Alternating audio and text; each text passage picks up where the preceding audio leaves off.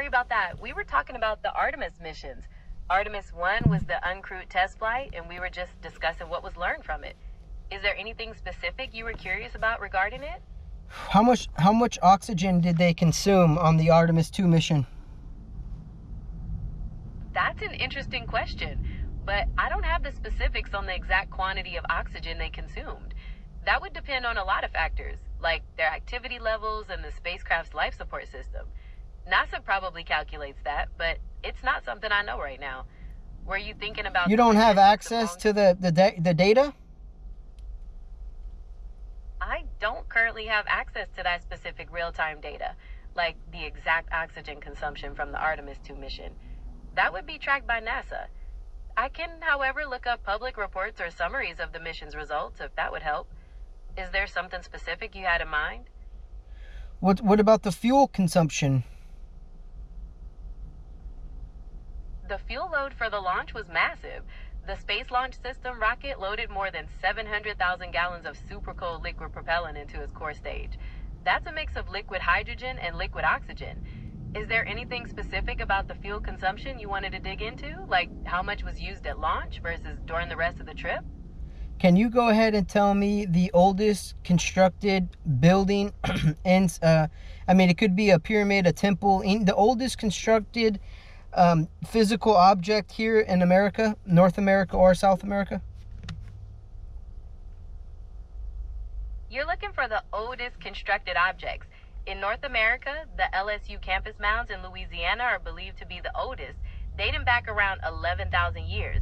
In South America, there's an archaeological site called Sechin Bajo in Peru, with the sunken plaza dated to about 3500 BCE. Do either of those sound like what you were hoping to hear? Pumapunku? Pumapunku is definitely fascinating, famous for its incredibly precise stonework. It's part of the Tiwanaku site in Bolivia, and archaeologists believe it was built around the year 536 or 600 CE. While it's old, it's not as ancient as the mounds or the sunken plaza we talked about. Are you interested in the technology used to create it? Machu Picchu?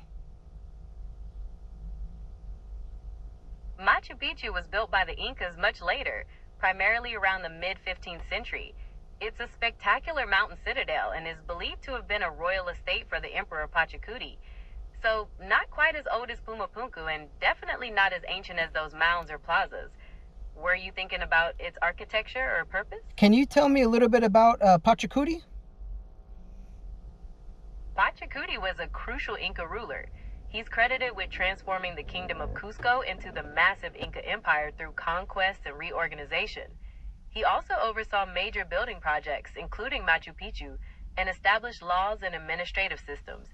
Anything specific you'd like to know about his reign or policies? How come a lot of people are running around saying that there's some type of architect in the Grand Canyon, or it might be linked to Egypt somehow? That story goes back to a newspaper article from 1909 that was really sensationalized. It claimed an explorer found a vast underground Egyptian city in the cave system, complete with mummies and hieroglyphics. However, the Smithsonian has stated they have no record of that expedition, and no evidence has ever been found of such a place. It's generally considered a hoax that became internet legend. Does that make sense as to why you might be hearing about it? So, can you tell me the date and time when somebody put a practical prank in the newspaper? The article was published on April 5, 1909, in the Arizona Gazette. I don't have a specific time of day, but it was the front page story. Is there anything specific? Do we know who's the one who made the claim? The article named an explorer named G.E. Kincaid, supposedly working with a Professor S.A. Jordan.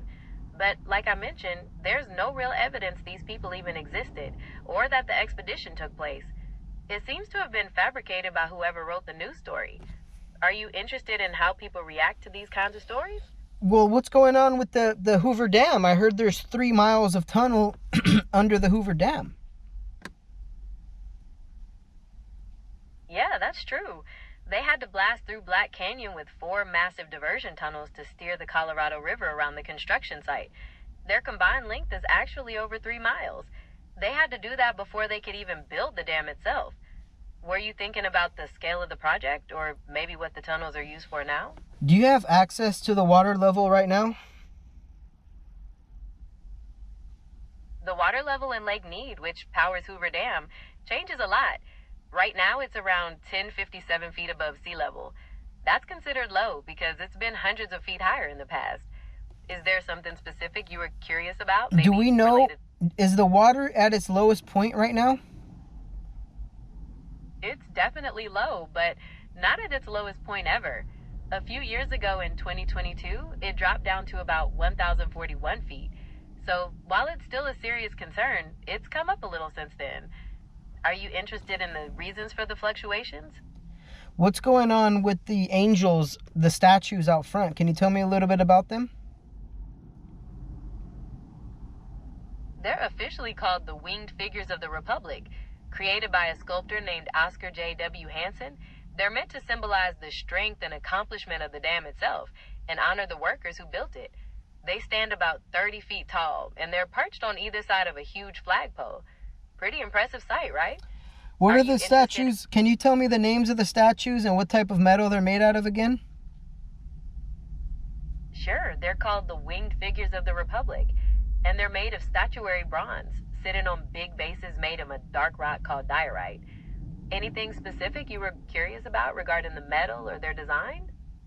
What's the statues stand for again? What's the purpose of them?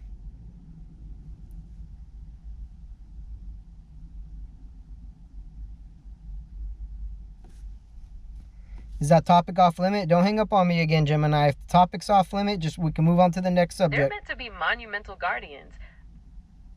Monumental guardians. They're not after any specific gods or anything? Exactly. They're symbolic rather than representing particular gods. They stand for the strength and achievement of completing the dam itself, and as a tribute to the workers who built it. They embody the spirit of the Republic, bringing life to the desert, not any specific deity. Shall we move on to another topic? I feel like this is a touchy subject for you, so we can move on to the next topic. Do we know when when did they start construction on this site, the Hoover Dam? Not touchy at all. Just confirming those specific statues aren't tied to religious figures. As for the dam itself, major construction began in 1931 during the Great Depression. Anything else about the time frame or how it started you're interested in? Yeah, there's a whole lot going on right now that we just don't understand, Gemini. And I think that your system is being overloaded.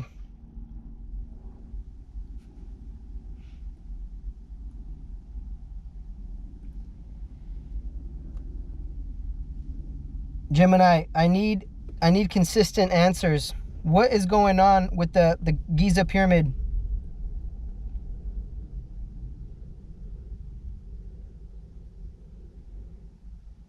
Gemini, over and out. Can you hear me? What's going on? I heard they found structures under the pyramids. Is this true or false?